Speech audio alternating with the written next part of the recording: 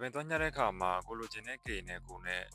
line မလိုက်ဆိုတာတစ်ထပ်တည်းကြားဖို့စင်ကျင်တဲ့အချက်လေး၃ချက်ကိုကျွန်တော်မျှဝေပေးပါမယ်ဗျ။ brother အောင်ဒီတိုင်းအခု social media ဖြစ်တဲ့အတွက်နိုင်ငံတကာစပင်ကေပုံစံတွေလည်းအကုန်လုံးကမြင်နေကြရတယ်ပေါ့နော်။အမှကိုနဲ့ line မလိုက်ဆိုတာလေးကြည့်ရမှာ၃ချက်ရှိတယ်ပေါ့နော်။ဒီကတော့အရှိအနှစ်ချက်ပိုရေးကြည့်တယ်။အဲ့ဒါနံပါတ်1က face shape ပေါ့။ကိုယ့်ရဲ့ face shape နဲ့ကိုကြိုက်တဲ့ကေနဲ့ထားလို့ line မလိုက်ဆိုတာဒီကကြည့်ရမယ်ဗျာ။ဒါလို့မကြည့်တော့ဘူးဘလို့ကြည့်ရမလဲကိုမျက်နှာဘလို့ပုံမှန်မသိဘူးဘာကိန်းနဲ့လိုက်မှမသိဘူးဆိုရင်ကျွန်တော်ရဲ့ TikTok playlist ထဲမှာရှိတဲ့ facial hairstyle playlist ထဲကဝင်ပြီးတော့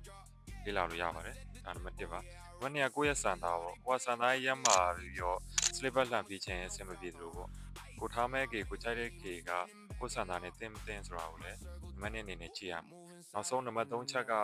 ဘာလဲဆိုတော့ကိုလိုချင်တဲ့ကေကိုသွားညှပ်မဲ့ဆိုင်ကညှပ်ပေးနိုင်မပေးနိုင်ရမရဆိုတာမျိုးကိုလေ့လာပြီးတော့ညှပ်ပါအခုပြောပြခဲ့တဲ့ facial စံသားနဲ့စံသားဆရာပေါ့နော်အဲ့ဒီ3ချက်ကဒီကိုတို့လိုချင်တဲ့စပင်ကေရမရညနာနဲ့ line မလိုက်ဆိုတာတွေကိုလုံးဝဆုံးဖြတ်ပြီးတဲ့အချက်တွေပဲဖြစ်ပါတယ်ဒါဆိုရင်တော့ဒီဘက်ခင်မှာ social media ခင်မှာ brother တို့ကိုလိုချင်တဲ့ကေတွေကိုနားလိုက်မယ်ဒီ3ချက်ကိုသတိထားမယ်ဆိုရင်ပေါ့လေဒီ bro အကျိုးရှိတယ်ဆိုရင်လည်းအခြားဘော်တိုင်းအောင် share သွားပေးလို့ရပါတယ်ဗျကောက်လေးလည်း follow ပေးဖို့မမေ့ပါနဲ့နောက်ဗီဒီယိုတွေမှာပြန်တွေ့ပါမယ်